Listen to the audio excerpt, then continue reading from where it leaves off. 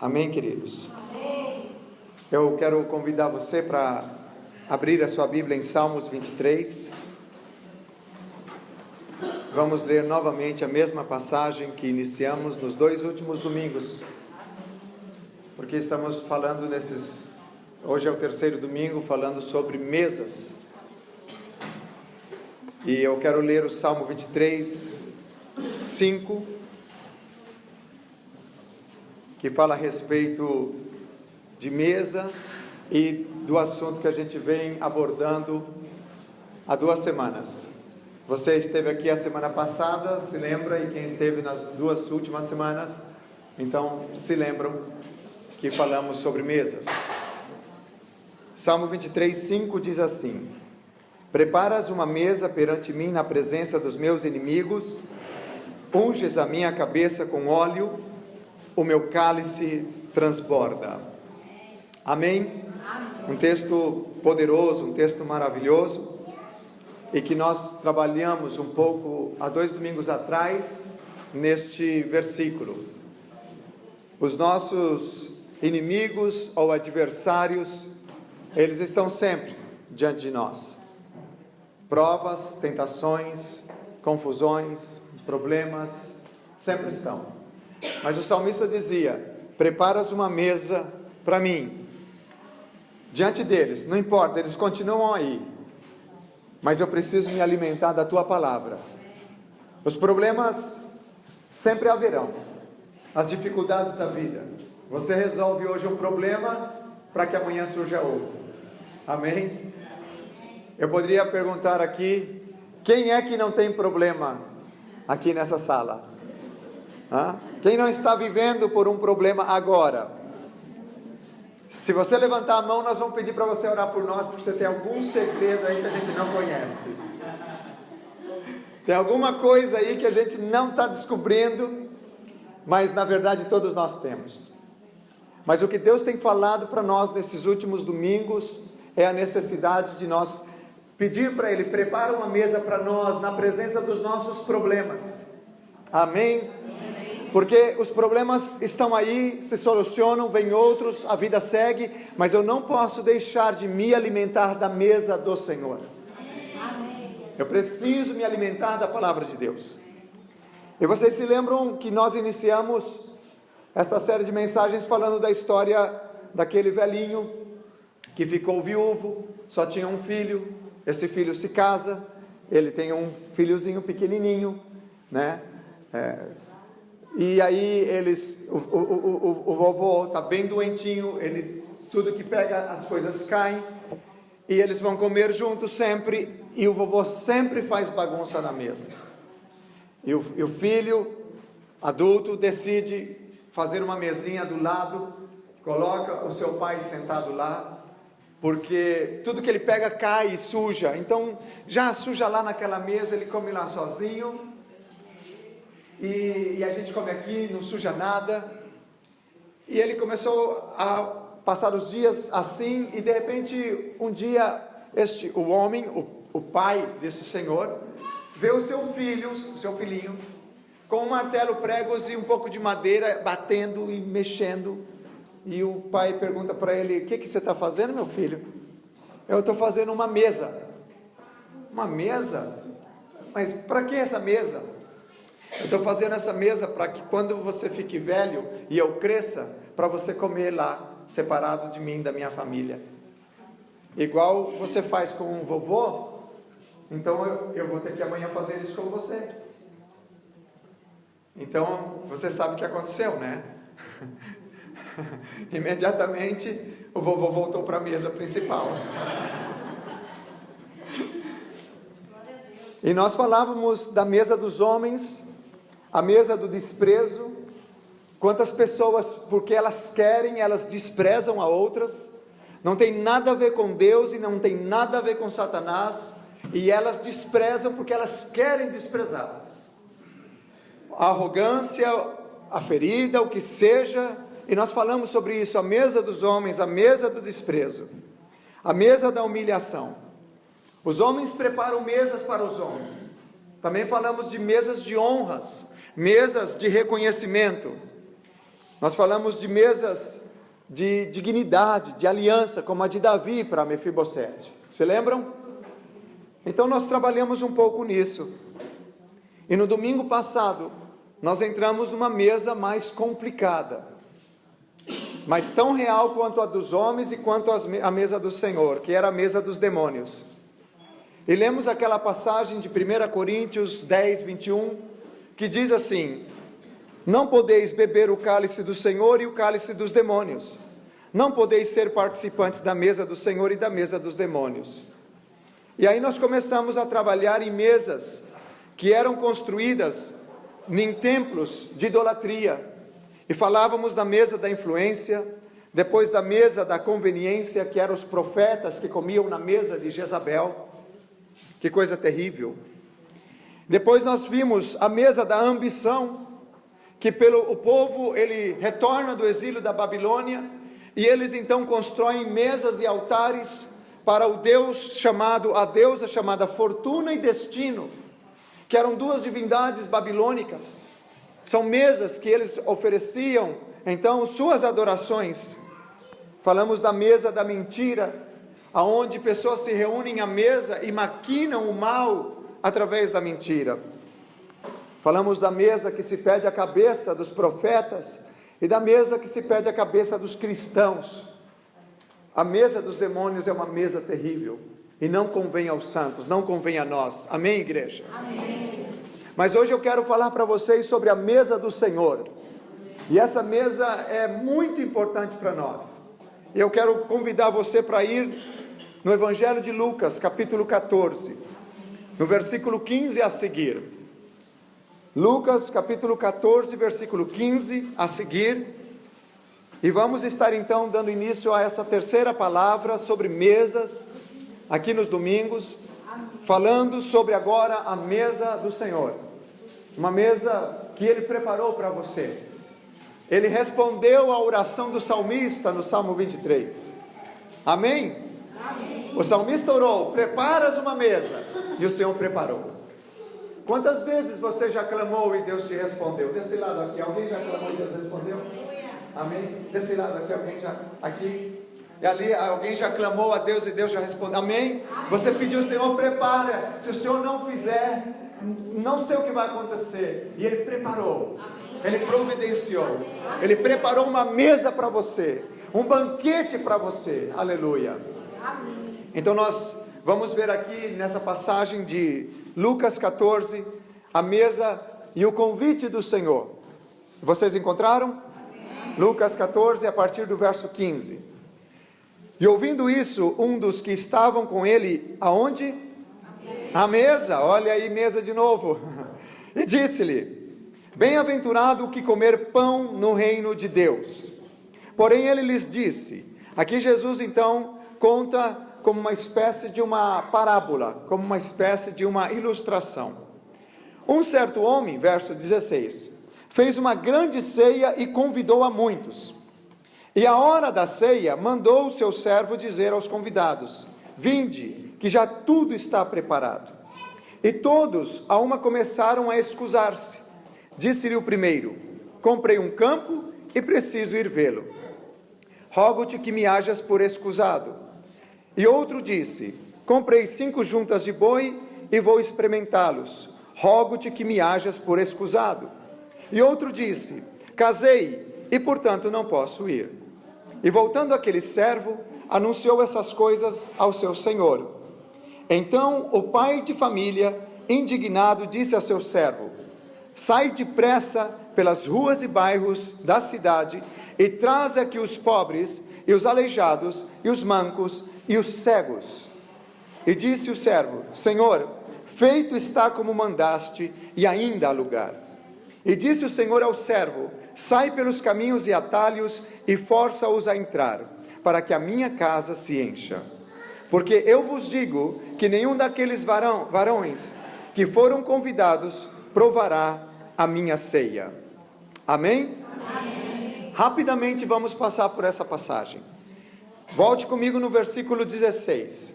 Vemos aqui que um homem fez uma grande ceia, uma grande janta, certo? E convidou muita gente. Não foi uma janta pequena. Eu falei um pouco disso aqui na reunião de ceia essa manhã. Foi uma grande cerimônia, uma grande festa que ele preparou. Você, quando recebe um convite, você já recebeu convites para ir em jantares? Jantar chique, alguém já recebeu? Quando vai ser o próximo que você vai? Para a gente ir com você. Hã? Você sabe que a gente não precisa ser rico, só precisa ter um amigo rico. Hã? Não é? E aí ele leva a gente nesses jantares.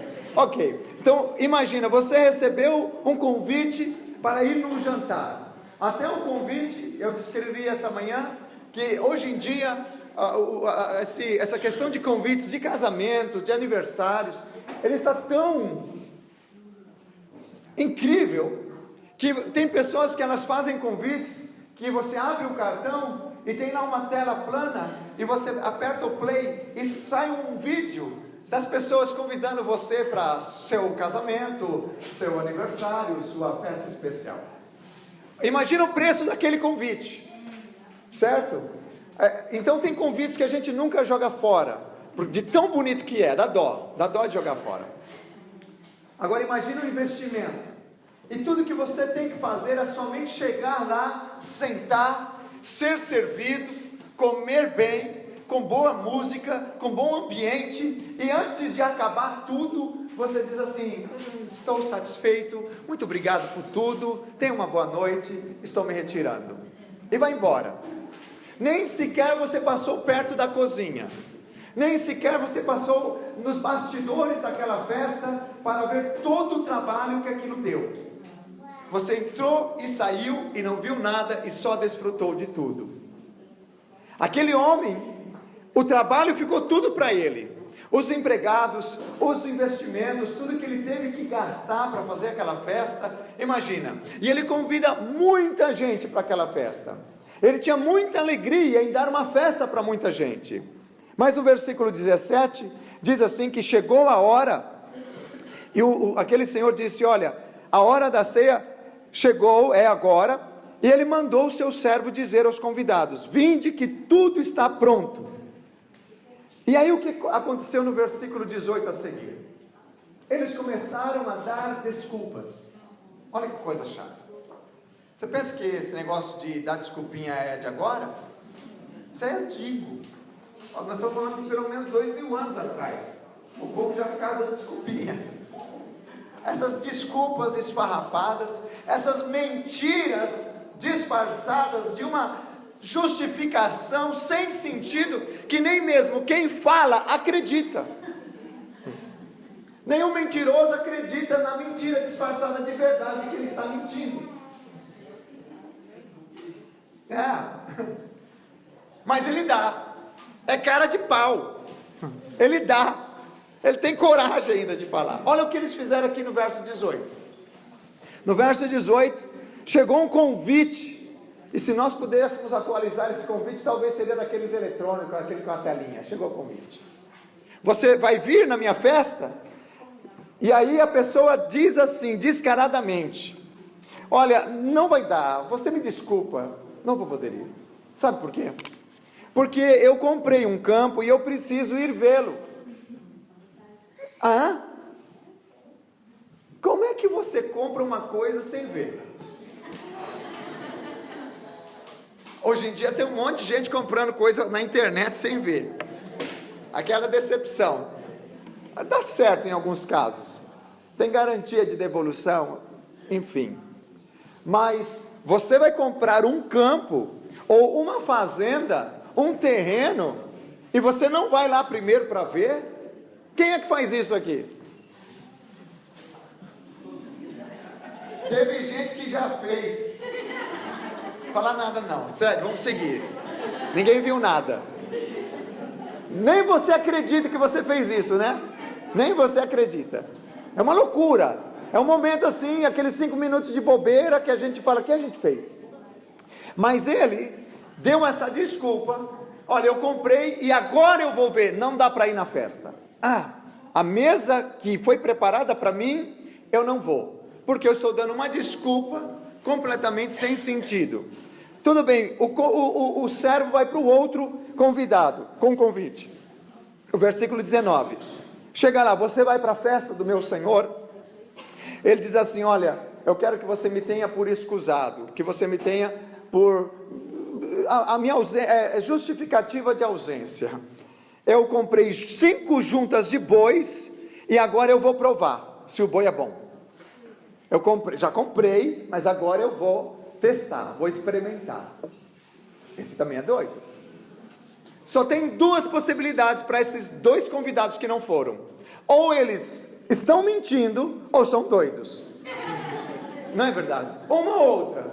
Porque como é que ele vai comprar uma coisa sem antes provar? Não. Mas o contexto deixa claro que eles estavam dando desculpas para não ir à festa. Eles estavam inventando histórias para não ir. O terceiro parece que se justifica um pouquinho mais. Terceiro caso. O que aconteceu com o terceiro? Casou. Que bênção. Casado agora. Está na bênção. Mas eu não vou na festa por quê? Minha mulher não está passando bem. A famosa desculpa. Meu marido não está bem. Na verdade ele está bravão lá, que ele está zangado, não está dando dinheiro para pagar as contas, sei lá, está revoltado. A gente fala que ele não está bem, mas na verdade não está bem mesmo. Só que a gente faz as pessoas pensarem que não está bem de outra coisa, quando na verdade é outra coisa. Desculpas. Nós nos tornamos especialistas em desculpas. Desculpa, cheguei atrasado. Mas por que você chegou atrasado? Porque eu peguei mas se você fosse um pouco antes para o ponto, você pegaria o ônibus anterior e chegaria Desculpas. Desculpas que a ponte abriu. Desculpas que o pneu do trem furou. Desculpa que o avião caiu, mas eu sobrevivi e cheguei. Desculpas. Nós temos tantas desculpas. Olha, eu acho que todos nós serviríamos para trabalhar em Hollywood. O ser humano, ele se tornou um especialista nisso. Aí o que acontece? Com todas essas desculpas e os convites acumulados, o servo volta para o seu senhor. Volta para lá e diz, olha, não vai dar não. Vai sobrar lugar, muito, vai ficar muita mesa. Esse frango que está assando aí vai sobrar. Manda congelar um pouco, sei lá, vê o que o senhor vai fazer. Essa salada que o senhor preparou, esse arroz especial, esse boi que o senhor mandou matar, tudo vai sobrar. Porque eu fui, mas eles deram as suas desculpas. Aí esse senhor, ele fica muito indignado. Você acha que ele estava errado em ficar indignado? Você ficaria indignado? Sim? Sim? Os seres humanos que estão nessa sala, ficariam indignados? Seres humanos, nós somos seres humanos, claro que ficaríamos indignados. Eu preparei, fiz com tanto carinho, mandei o convite na certeza que eles iriam vir, e eles não vieram. Que indignação, que desprezo, que falta de consideração. E aí então, esse homem indignado, ele diz assim para o servo, tudo bem, eles não querem vir, mas a festa haverá. A festa haverá. Então você vai sair agora, vai comigo lá no verso 21. Você vai sair agora pelas ruas e pelos bairros da cidade, e você vai atrás de quem? Dos pobres, dos aleijados, dos mancos e dos cegos. Vai atrás dessa turma, e traz eles. No cego, você nem precisa mostrar o convite. Não precisa. Tá? Mas traz eles, traz todos eles aqui. Porque aqueles que eu mandei o convite não vieram, então tem lugar para todas essas pessoas, a escória da sociedade, aquele que se considera desprezado e é desprezado, tem lugar para ele. E aí o servo diz assim, Senhor, eu fui, já voltei, está cheio a sala, tem muita gente já, deu um trabalho, porque eram os convidados especiais, né, para acomodar aquele lá sem perna, ou aquele lá com um braço, enfim, o cego, o aleijado, mas estão todos acomodados, mas tem uma coisa, ainda tem lugar para mais gente. E aí ele fala assim, no verso 23, sai pelos caminhos e atalhos, e força as pessoas que vocês encontrarem a vir para a minha festa. Mas quando eu leio essa palavra força, parece dar uma impressão que Deus está como que obrigando você a ir para a festa dele. Não é isso. É conversa com eles, tenta convencê-los de que vai ser um grande banquete, de que vai ser algo muito especial. É nesse sentido o forçar, para que a minha casa se encha, glória a Deus, para que todas as mesas estejam ocupadas, glória a Deus. Amados, alguém tirou a medida da Nova Jerusalém, do livro de Apocalipse. A medida está lá na Bíblia, no livro de Apocalipse, e fez o cálculo de todos os seres humanos, desde Adão e Eva, até o que ainda nem nasceu, prevendo ainda o que ainda pode vir pela frente. Cabem todos na Nova Jerusalém e ainda sobra lugar. Jesus estava falando sobre uma parábola, mas na verdade ele estava falando do coração de Deus. Deus preparou uma grande festa para você. Deus preparou um grande banquete para você. A oração do Salmo 23 foi respondida. Preparas uma mesa perante mim na presença dos meus inimigos, e Deus preparou. Eu falei nesses dias, falando sobre mesa, que a maior mesa preparada foi a mesa do Calvário, onde em uma mesa de madeira, assim como uma mesa tem 4 pés, também a cruz tem 4 pontas, e lá sobre aquela mesa foi colocado pão e vinho, foi colocado o corpo de Cristo e o sangue dele, e lá foi partido o seu corpo, e o seu sangue foi derramado por causa dos nossos pecados. A oração do salmista foi respondida lá na cruz. Preparas uma mesa diante de mim, na presença dos meus adversários, e o Senhor preparou lá na cruz essa mesa, aleluia. E na presença de Satanás, do inferno, dos soldados romanos, do império, de todos os inimigos de Cristo, estava lá Cristo, naquela mesa exposto, aleluia. Amados, Deus preparou para nós uma grande mesa, uma grande festa. Mas você está vivendo nessa festa? Ou você está dando desculpas, dizendo: estou muito ocupado, até mesmo para ir a um culto, estou mesmo ocupado até para ler a Bíblia, para estudar com meus irmãos, estou muito ocupado até para ouvir um áudio do Tempo com a Palavra, estou muito ocupado para ler a minha apostila da quarta-feira de estudo bíblico, eu não sei. E nós estamos dando desculpas e nos ausentando dessa grande festa que o Senhor tem para nós. Sabe de uma coisa? O Senhor está chamando os mancos, os coxos, os aleijados, os ladrões, as prostitutas, os malfeitores, para essa festa. E nós que nos consideramos mais santos, mais espirituais, estamos dando desculpas. Não rejeite o convite da mesa do Senhor.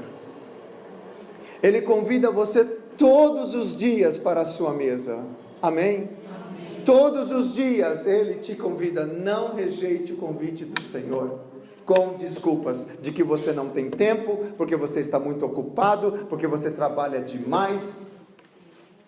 Eu conheci um empresário em São Paulo, o irmão Marcelo. Ele trabalha lá em São Paulo, ele é um empresário, ele dorme 5 horas por dia, por noite, e ele não tem quase tempo para muita pouca coisa. Mas ele me contou o seguinte, eu falei para ele: como você faz para comer da mesa do Senhor, para se alimentar do Senhor? Ele disse: eu levanto, eu saio no meu carro, eu passo quase 2 horas no trânsito de São Paulo para chegar no meu trabalho, quase 2 horas, e durante 2 horas eu estou louvando, eu estou ouvindo a Bíblia no meu carro, eu estou adorando ao Senhor, eu estou escutando as pregações do pastor da minha igreja, que já estive no domingo e estou ouvindo de novo, eu estou ali buscando ao Senhor, eu tenho 2 horas de tempo devocional com o Senhor, aleluia, amém? E depois, quando eu volto para casa, à noite eu tenho mais 2 horas com Deus, uau! E esse poderia muito bem dar a desculpa que ele não tem tempo. Você está entendendo isso, irmãos? O Senhor está nos convidando para a sua mesa. Não rejeite esse convite. Não rejeite. Todos os dias Ele te chama à mesa. Assim como uma mãe chama o seu filho: filho, venha comer. Todos os dias o Senhor te chama para você comer da mesa do Senhor. Amém? Me chama muito a atenção esses coxos, aleijados, mancos, porque eles mostram aqui que o Senhor tem lugar para todos mesmo. Sabe, Jesus, Ele não tinha problemas com pecadores, Ele tinha problemas com religiosos. Ele tinha problemas com pessoas que se achavam mais sagradas, santas do que Ele mesmo, do que o próprio Jesus. E aqui, vamos para uma outra passagem, Lucas 5, verso 29 e 30. Porque nessa mesa do Senhor, eu vejo que realmente tem lugar para todo mundo. Tem lugar para o holandês, tem lugar para o latino, tem lugar para o brasileiro, tem lugar para o dominicano, tem lugar para o angolano, tem lugar para todas as nações. Amém? Lucas 5, verso 29 e 30 diz assim: E fez-lhe Davi um grande banquete em sua casa, e havia ali uma multidão de publicanos e outros que estavam com eles, aonde? À mesa. E os escribas deles e os fariseus. Antes de seguir lendo, quantos grupos você achou aqui na mesa? Grupos de pessoas, entre o verso 29 e 30. Publicanos, no verso 29, escribas, fariseus. Olha só, publicanos, homens ligados ao governo romano, homens odiados pelo povo, porque eram os que cobravam os impostos, mas não era porque eles cobravam os impostos que eles eram odiados. Eles cobravam de forma abusiva. Isso trazia ódio ao povo. Não era um problema pagar um imposto, o problema era a forma corrupta que eles exploravam as pessoas, como foi o caso de Zaqueu até quando ele se encontra com Jesus. Então nós temos aqui gente da alta elite, da alto cargo do governo. Depois no verso 30 nós temos também gente, os escribas. Sabe quem eram os escribas? Eram os homens que escreviam, que copiavam, que escreviam a lei de Deus. A lei de Deus. Esses homens, cada vez que saía a palavra Deus, que não se pronuncia no hebraico, eles iam e lavavam suas mãos e depois voltavam para seguir escrevendo. Agora imagina um texto que menciona Deus 10 vezes, para você ver o quão religiosos e quão severos eles eram no que eles acreditavam. Então eram homens extremamente sábios e extremamente religiosos no sentido do ritual. Nós estamos falando de gente grande da religião de Israel. E depois também estava ali os fariseus, que era um grupo religioso dentro também da comunidade judaica. Havia os fariseus, os saduceus, outros grupos, e aqui tem esse grupo também de grande destaque. Então nós vemos aqui pessoas, um banquete com gente da alta classe, com gente intelectual, tanto politicamente como religiosamente falando. E aí, eles estavam fazendo o que na mesa? Verso 30. Estavam... O que eles estavam fazendo? Mas gente tão intelectual, tão culta, tão sábia, tem coragem de falar mal da vida dos outros? Como é possível? Gente tão preparada, ela consegue mostrar também ao mesmo tempo, com toda a sua grife, com todo o seu estilo, também os lados feios do ser humano? Amados, descobri que maquiagem não dá para esconder o que uma mulher leva no coração. Descobri que até mesmo questões acadêmicas não esconde as coisas feias que levamos dentro de nós. Ou até mesmo ter estado social, seja o homem ou a mulher, isso não muda a gente por dentro. Esses homens eram da alta classe, mas no entanto, em um banquete, em uma mesa tão requintada, eles estavam murmurando. E de quem eles murmuravam? Dos discípulos, simples discípulos de Cristo. Mas não podemos dizer que todos eram simples no sentido intelectual ou no sentido profissional, porque havia também no meio deles um publicano, Havia também no meio deles pessoas intelectuais, ainda que a maioria eram pescadores simples, pessoas que não tinham preparo acadêmico, ou não tinham uma capacidade intelectual, eram pessoas bem simples, comuns, mas havia pessoas preparadas ali entre os discípulos, e mesmo se não houvesse, mas eles estavam murmurando contra os discípulos, dizendo: por que comeis e bebeis com publicanos e com pecadores? Quem estava aqui dentro de um mesmo grupo, criticando outros dois grupos, que eram os publicanos e os discípulos de Jesus, eram os escribas e os fariseus, dizendo que a gente não pode se misturar. É a história do pai, que pega, é a história do filho, que pega seu pai e coloca lá. Você é de uma classe inferior. Como hoje nós temos no mundo lugares que consideram um superior ao outro. No Ocidente, depende do quanto você tem no banco, você é mais importante que a outra pessoa. Em algumas partes da Ásia, eles classificam por castas que também têm ligação econômica. As castas mais altas, logicamente, são as castas também de maior rendimento econômico. E aquelas castas que eles não podem nem tocar. Amados, no dia que cada ser humano morre, os bichos que vão comer, eles não vão dizer assim: vem para cá, pessoal, esse aqui era rico, só comia filé mignon. Vem para cá, pessoal, esse aqui, ele só comia caviar. E esse aqui, coitado, ele roía o osso que pegava lá grátis do açougue. Ele não vai fazer diferença. A gente veio sem nada nesse mundo e nós vamos sem nada desse mundo. E o Senhor preparou uma mesa para todos sentarem nela. Uma festa onde entra aleijado, onde entra coxo, manco. E aí algumas pessoas dizem assim: ah, mas eu fico tão decepcionado, porque eu chego na igreja e encontro um irmão que ele tem um jeito, sabe? Eu tive um choque dentro da igreja, como é possível? Eu vou dizer para você: pois é, ele foi convidado para a festa. Ele foi convidado, ele está incluído. Como você recebeu o primeiro convite, e você é o certinho, bonitinho, não tem defeito, e veio todo elegantemente, e sentou à mesa, do teu lado também sentou aquele que dormia debaixo da ponte, que não tomava banho há 2 meses, ou aquele que bebia até entortar, e ele chega aqui, e um suorzinho dele transmite todo aquele cheiro de álcool. Ele está sentadinho do teu lado, sim senhor, porque na mesa do Senhor tem lugar para todos.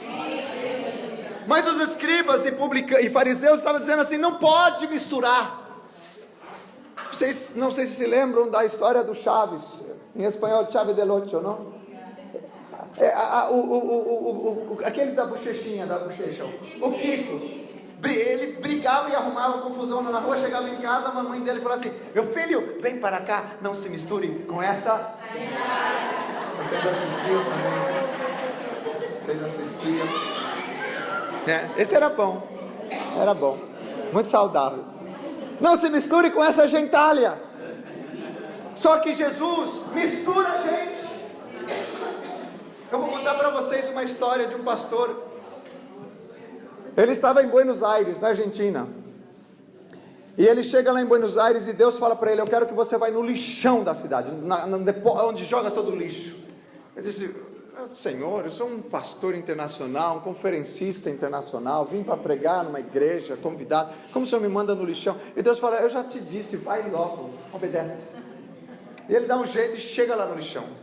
Quando ele chega lá no lixão da cidade de Buenos Aires, imagina uma capital, a quantidade de lixo que tem é imensa. Ele fica parado naquele cheiro ruim, e ele começa a observar as pessoas com sacos e ganchos, e essas pessoas estão ali com esses sacos e ganchos, removendo o lixo. Ele fala: Deus, o que eu estou fazendo aqui? E Deus fala para ele: eu te trouxe aqui para te ensinar uma coisa. Aí continua observando as pessoas, ele continua observando, e Deus começa a falar com ele. E aí ele começa a ver aquelas pessoas com sacos velhos, meio cheio, um pouco vazio, etc. E com um gancho eles vão mexendo no lixo, levanta um objeto e diz: olha, esse serve, e joga dentro do saco. Daqui a pouco seguem andando, revirando o lixo, levanta outro objeto, esse serve, joga dentro do saco.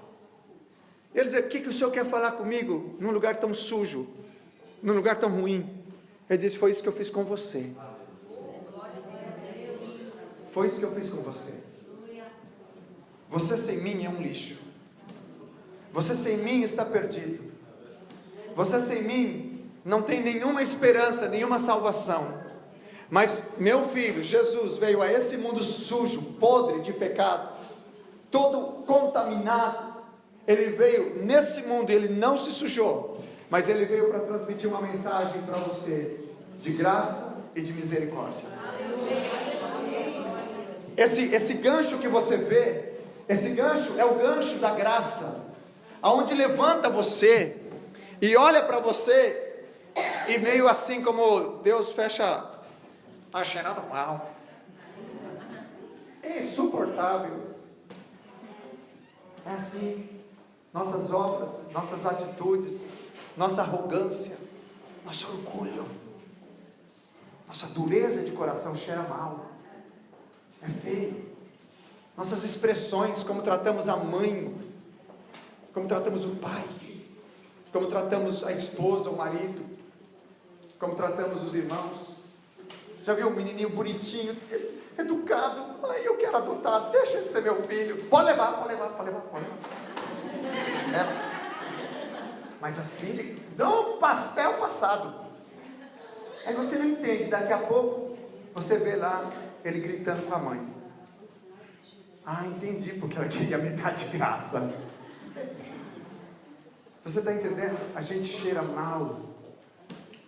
E aí a graça, esse gancho de graça levantou você, olhou para você todo sujo, olhou para mim todo sujo, abriu aquele saco grande da misericórdia de Deus e jogou você lá dentro. Aí um dia passou lá pelo Brasil, no lixão lá do interior, e levantou um lixo chamado Jorge, olhou, disse: está ruim. Esse aqui a sociedade diz que não tem mais jeito não. Pais separados, menino de rua, quase virando menino de rua, não tem o que comer, se a vizinha não der um prato de comida para ele, isso aqui está ruim. Mas eu levanto ele com um gancho da minha graça, e vou jogar ele dentro desse saco de misericórdia, e eu caí lá dentro. Foi isso que Deus falou com aquele pastor em Buenos Aires, e foi isso que Deus fez comigo, me pegou e me jogou dentro desse saco de misericórdia, e eu estava cheirando mal, e pior fiquei, porque lá o cheiro aumentou, porque juntou com o teu.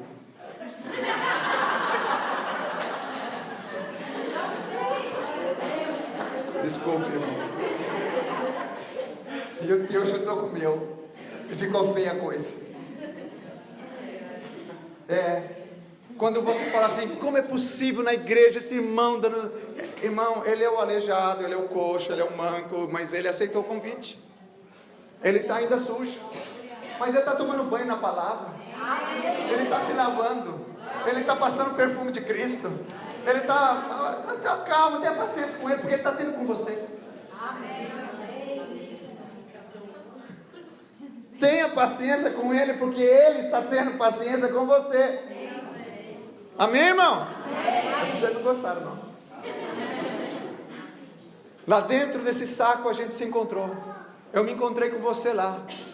E aí você olhou para mim e falou assim: e você está fazendo o que aqui? Eu falei: não, essa pergunta era minha. O que você está fazendo aqui? Olha, eu não sei, mas eu estava perdido. Mas um gancho me tirou do meio de um lixo. Eu estava completamente perdido. E aí eu fui levantado e alguém olhou para mim e falou assim: você serve. Eu sirvo? Para quê? Eu sempre escutei que não sirvo para nada. Agora eu sirvo? Sim, para mim você serve. E era Deus falando para mim. Eu também ouvi isso. Também Deus falou isso para mim. Falou para vocês também? Falou. E esse saco aqui é o quê? Não sei não, mas eu estou sentindo uma misericórdia. Vamos chamar esse saco de misericórdia? E aí vai outra vez esse gancho da graça lá dentro do saco e levanta você. E aí o que eles fazem quando eles pegam lixo? O que eles fazem? Reciclam. Só que Jesus, ele não está fazendo uma obra de reciclagem em nós. Ele não veio para fazer uma reciclagem, ele veio para fazer uma transformação. Aí Ele pega a gente que estava lá jogado no lixo. E assim como nós vemos também em trabalhos de reciclagem, de restauração, o que acontece? Hoje estão muitas coisas expostas em museus, em lugares importantes. Por quê? Porque foram reciclados. Agora tem um valor muito grande. Aleluia. Sabe o que Deus faz com você e comigo? Ele tira nós do lixo e coloca nós agora expostos como a coroa dele, como a glória dele, como a honra dele, lavados, perdoados, limpos, redimidos, sentados à mesa. Aleluia. Como sempre meu pai me ensinava: meu filho, venha jantar, mas antes tome banho. Estamos sentados à mesa do Senhor. Amém, queridos? Amém. Limpinhos hoje, talvez ainda precisando de mais mudança, mas é isso que Deus fez. Mas alguns não conseguem entender isso, e querem uma igreja elitizada, ou querem uma igreja exclusiva. Na nossa igreja só pode ter gente perfeita, então essa igreja nunca existirá. Na nossa igreja só pode ter esse tipo de gente, nunca existirá. E sabe o que eu acho mais lindo das coisas de Deus? Como eu disse já esses dias atrás, é que na mesa do Senhor, nós todos estamos no mesmo nível. Eu lembro de um pastor, um teólogo, nós viajamos, e aí chegamos num hotel, nós não tínhamos dinheiro para viajar, né? Nós éramos mais pobres do que somos agora, então não tínhamos dinheiro, mas a gente queria fazer um turismo lá na Espanha, em Granada, mas a gente descobriu na nossa cidadezinha que ia sair um ônibus da terceira idade, e a gente tentou, nós vamos tentar entrar nessa, mas nós não somos da terceira idade, não vamos disfarçar de velhinho que não vai rolar. Então nós chegamos lá com a nossa carinha de jovem mesmo. Agora eu acho que eles já me aceitariam agora, eu acho. Aí chegamos lá e falamos: é o seguinte, nós queríamos ir para Granada, vai ter uma excursão da terceira idade, mas a gente não é da terceira idade, nós não somos, como vocês estão vendo, mas gostaríamos de ir. Eles disseram: olha, se sobrar lugar, olha, escuta isso aí, se sobrar lugar, se tiver ainda lugar na mesa, se sobrar lugar, vocês podem ir, vocês pagam e vão. Então depois, no dia da viagem, eles deram a resposta: tem lugar. E éramos 4, 5 ou 6, não lembro, me lembro bem.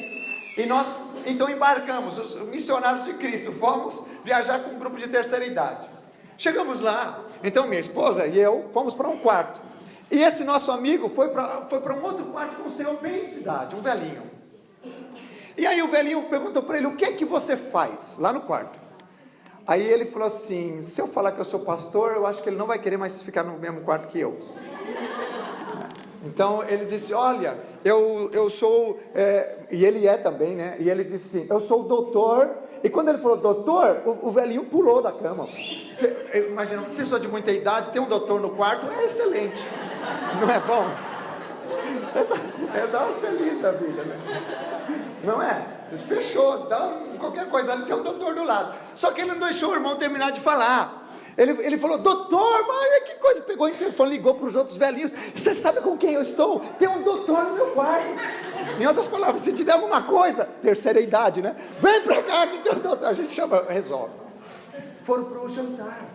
E ele puxou esse nosso amigo, não deixou de sentar conosco na nossa mesa. Foi sentar na mesa deles.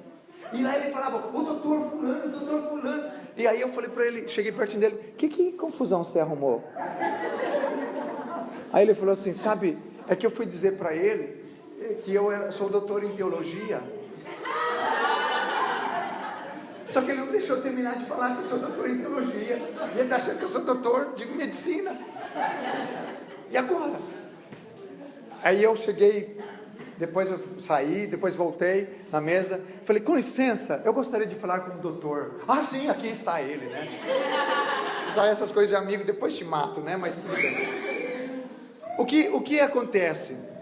Mas só que era o seguinte: para aquele homem, a presença daquele doutor era o máximo na mesa. E às vezes em mesas assim, as pessoas fazem diferença. Estou sentado aqui com aquele jogador profissional de futebol, estou sentado aqui com aquele famoso de Hollywood, ou que seja. Só que tem uma coisa bem diferente daquela mesa, daquele doutor, ou de qualquer outra mesa. Na mesa do Senhor, somos todos iguais. E o lindo aqui, como eu já disse, é que não importa o teu status social, ou quanto você ganha ou não ganha, ou quanto você estudou ou não estudou, aqui todos nós estamos sentados na mesa do Senhor e todos nós temos o mesmo título. Qual é? Diga aí para a pessoa que está ao seu lado qual é. Irmão, você é meu irmão. Fala para ele, você é minha irmã. Você é meu irmão em Cristo. Você não é o doutor aqui, você não é o especialista, você não é a ama de casa, a faxineira, a que limpa banheiro, ou a dona do prédio. Nós somos irmãos. O que aqueles escribas e fariseus, eles não conseguiam entender era isso, e eles murmuravam. Volte lá para Lucas 5, verso 29, eles murmuravam e diziam, não dá para sentar junto, e Jesus dizia, mas é assim que é o reino. Assim que é o reino, assim que é o reino, aleluia. Na mesa do Senhor tem lugar para os pecadores, sim. Louvado seja o nome do Senhor. Então eu quero dizer para você, talvez você se sente mal muitas vezes na sua vida, talvez você se sente aflito, talvez até indigno, não merecedor, e se você sentir-se não merecedor, eu quero dizer que também me sinto assim, porque nenhum de nós, na verdade, merecíamos. Por isso, foi um convite. Por isso, alguém fez a festa.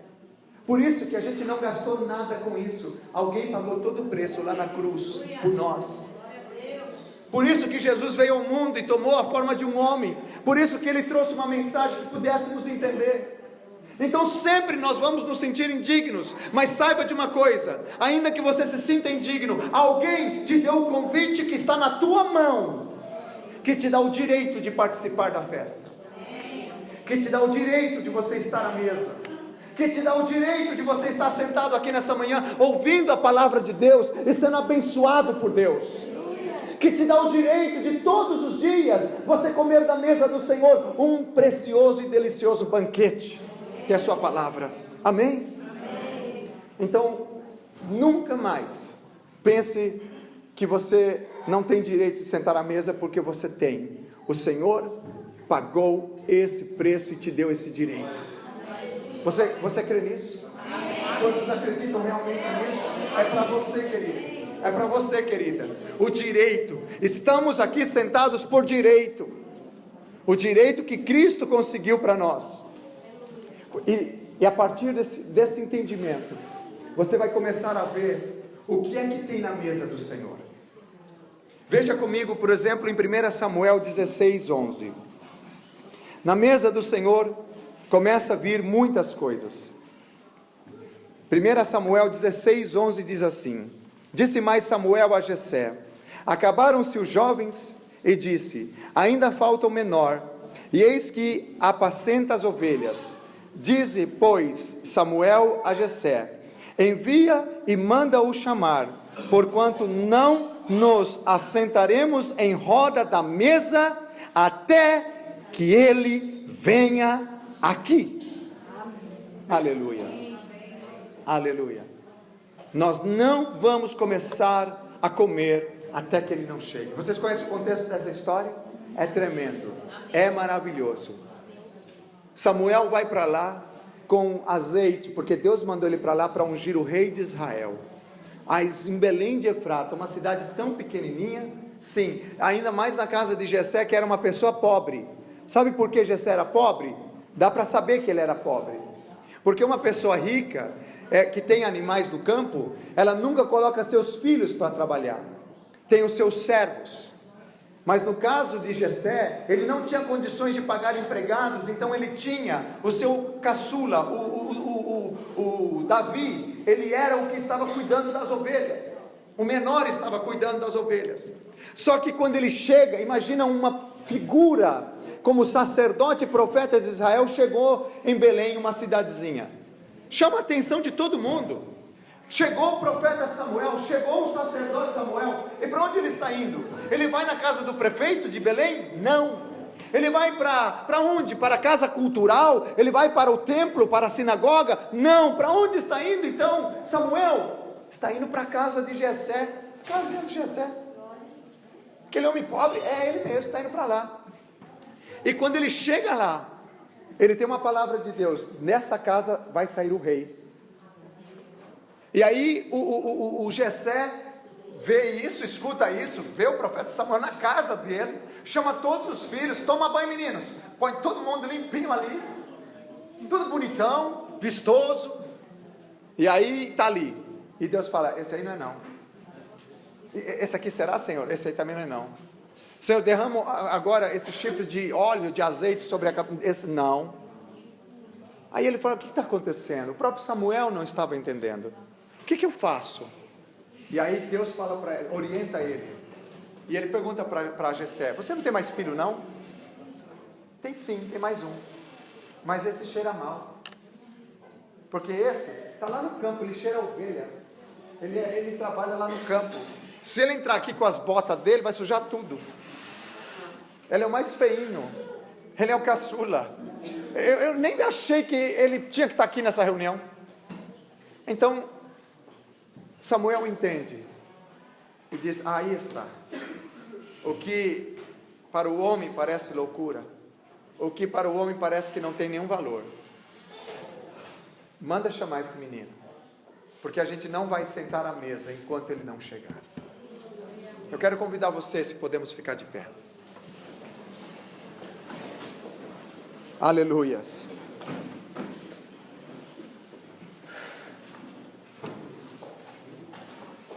Jessé preparou uma mesa para Samuel.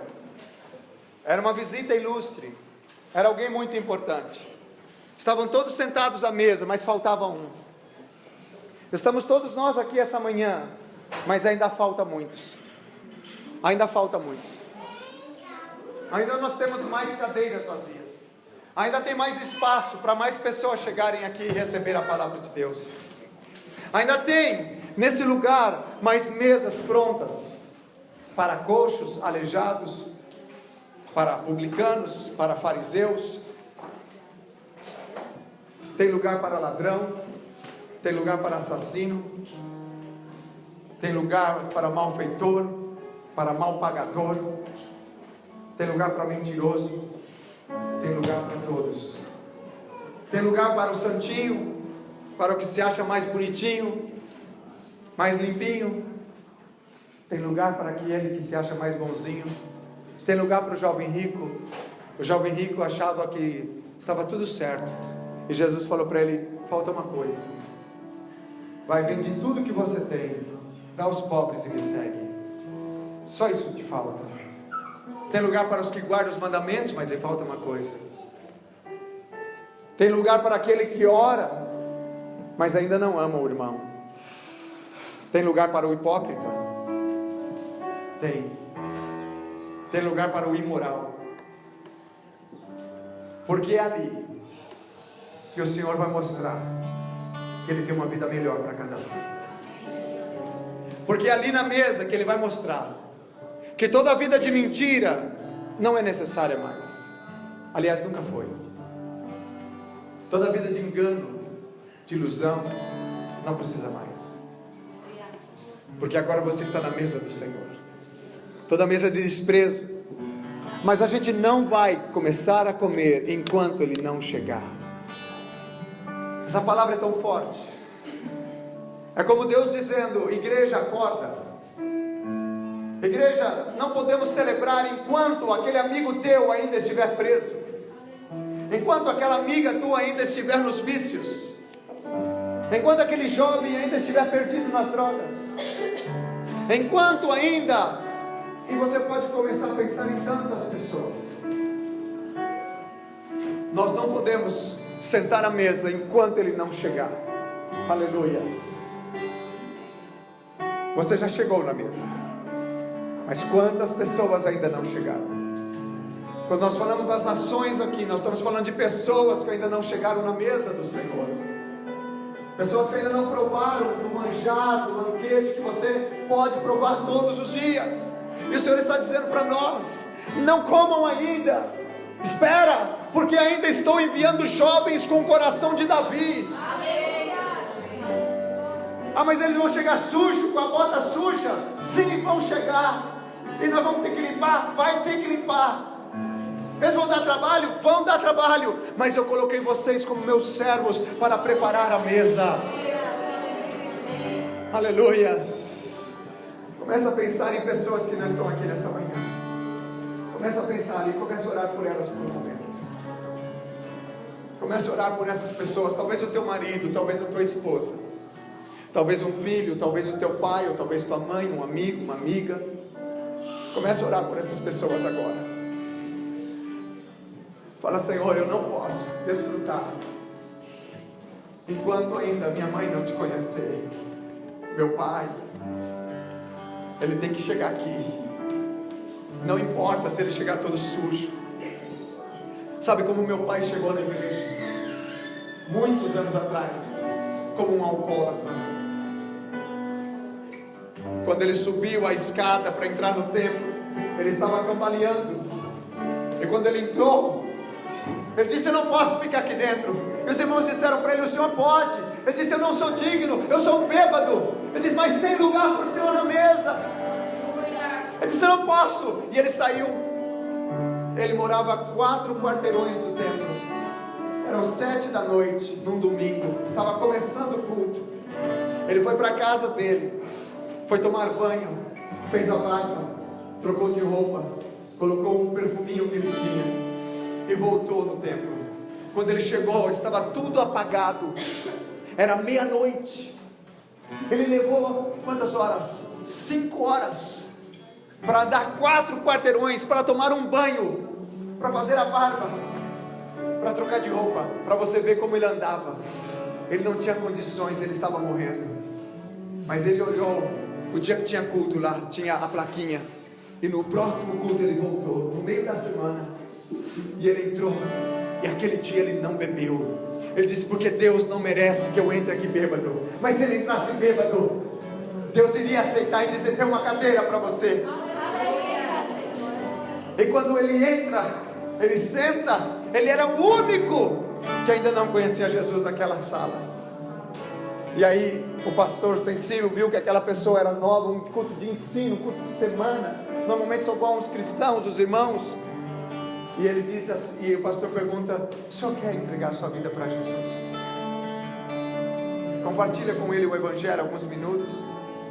Meu pai levanta chorando e vem para frente, dobra o joelho sem ninguém pedir, e começa a chorar, e coloca o rosto no chão em frente ao púlpito, e começa a chorar, e entre lágrimas e suor, ele começa a olhar todo o seu redor, todo o seu redor. Meu pai andava 1 segundo e ele cheirava álcool. Ele estava perdido. Mas quando ele se levantou dali, os irmãos daquela igreja até hoje dão testemunho, ele não cheirava álcool mais. Nada. Jesus o libertou de uma forma tão radical, que até o dia de hoje, ele está lá naquela mesma cidade, dando testemunho do poder da mesa do Senhor. O poder da mesa do Senhor. Então, se Jesus salvou um alcoólatra, se Jesus resgata uma prostituta, se Jesus salva um ladrão na cruz, ali perdido, morrendo, agoniado, dizendo: não tem mais esperança para mim, eu quero dizer para você que pode se sentir talvez que fez coisas bem menos piores, tem esperança para você também. Nós não podemos sentar à mesa sem que você esteja. Nós só podemos celebrar aqui culto ao Senhor se você estiver. Por quê? Porque você foi convidado para estar à mesa do Senhor também. Não importa o teu passado, não importa o que aconteceu. E outra, não importa se te criticam agora dizendo: fez tanta coisa errada na vida e agora está ficando velho, está indo para a igreja e dando uma de santo, só fez besteira, tem um nome sujo, um testemunho horrível na cidade, falam de fulana, falam de ciclano, só pensam em coisas ruins, e agora está indo na igreja. Olha só quem diria, hein? Sabe quem são esses? São os escribas, são os fariseus. Sabe, dizer para você uma coisa interessante, uma pessoa com pouco estudo, ela leu na Bíblia sobre os fariseus, e ele não entendia quem eram eles. Aí ele falou: irmãos, eu vou explicar para vocês quem são os fariseus. Ele não tinha nenhum estudo, nem bíblico, nem nada, mas era um crente em Jesus. Sabe que eu acho que são esse povo aqui da Bíblia que Jesus está falando? Fariseu. Deve ser assim, esse povo que fica farejando a vida dos outros.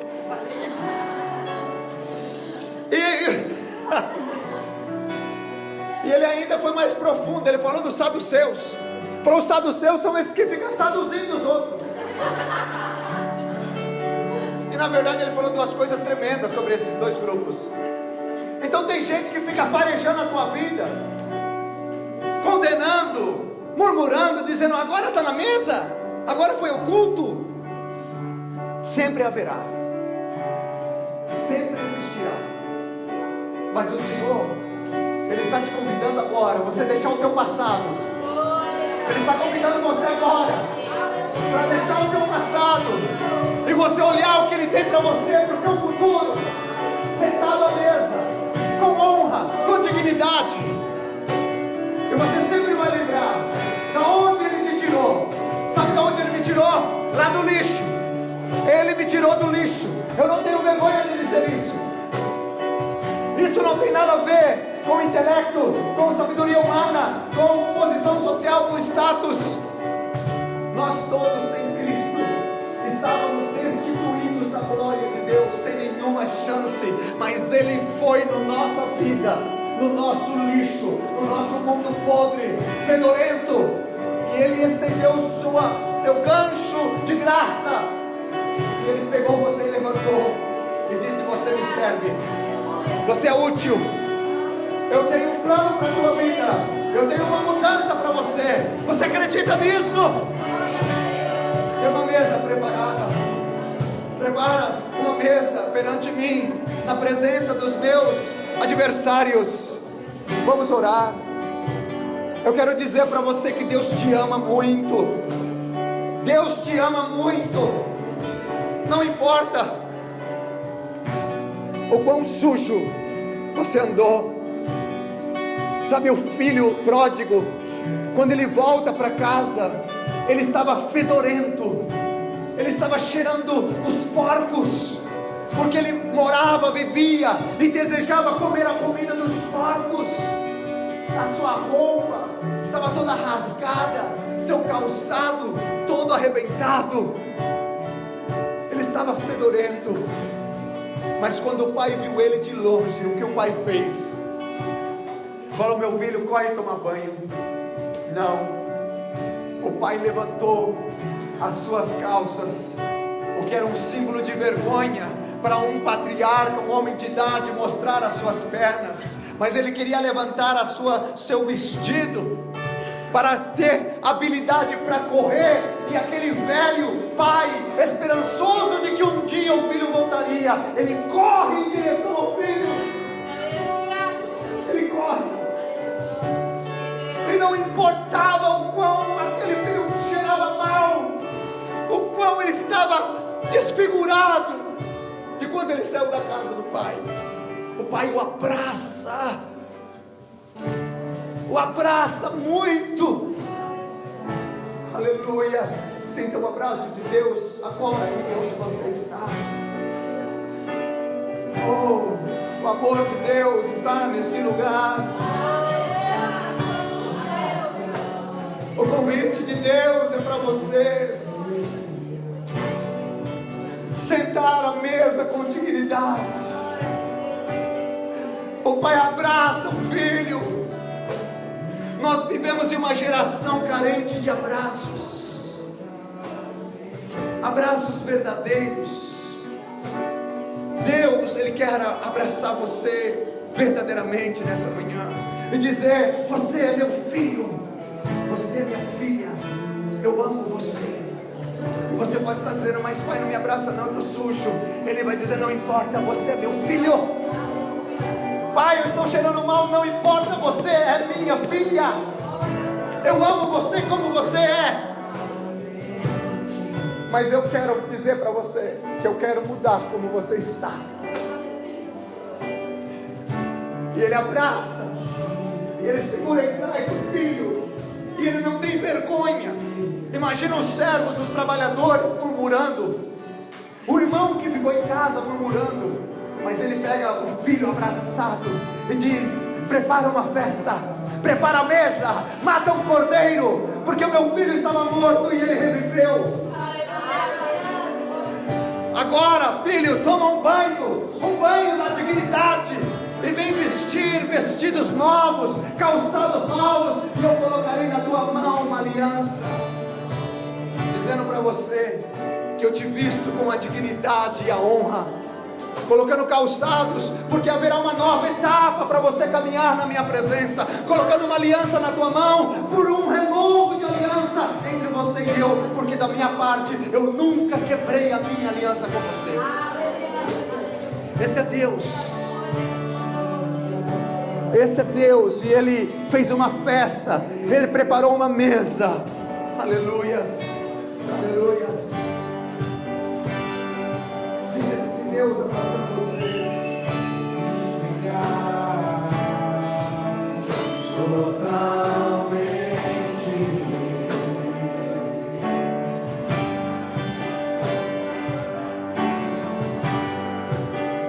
Meu toque abriu os olhos do meu coração. Eu posso sim.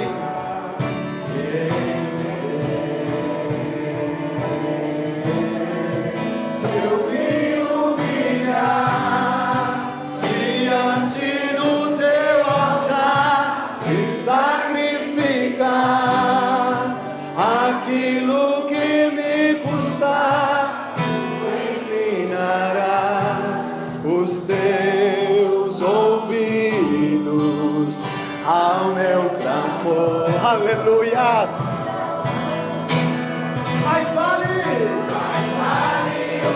Sim, a gloriosa Senhor, do teu reino e toda a vida, seja mais te conhecer. Tu és minha fonte, minha colheita, minha herança. Deus te ama. Deus te ama. Porque Deus amou você de tal maneira que entregou o seu único filho, para que todo aquele que nele crê não pereça, mas tenha a vida eterna. E esse único filho deixou de ser único para ser o primogênito, depois que você creu, depois que você acreditou no sacrifício dele. Porque quando você acreditou no que Jesus fez por você, você agora se torna também filho de Deus. E filho se senta à mesa. E filho se senta à mesa. Filha se senta à mesa. Aleluia, Senhor. Mas você pode dizer assim: eu tenho tentado, mas eu não consigo. Eu quero viver esse plano e esse amor de Deus, mas eu não consigo. Sabe por quê? Porque o pecado é a barreira entre você e Deus. Mas saiba de uma coisa: por isso Jesus veio a esse mundo, para mostrar para você, pelo sacrifício dele na cruz, que a porta está aberta, que o convite foi dado, que a mesa está preparada e que você pode entrar. Não importa se você foi um fariseu, foi um escriba, foi um publicano, não importa quem você foi, nessa mesa tem lugar para todos. E basta que você nesta manhã diga assim: eu creio, eu creio, eu quero entregar minha vida, eu quero render a minha vida para Jesus. Basta você fazer isso. Essa é a palavra de Deus para nós hoje.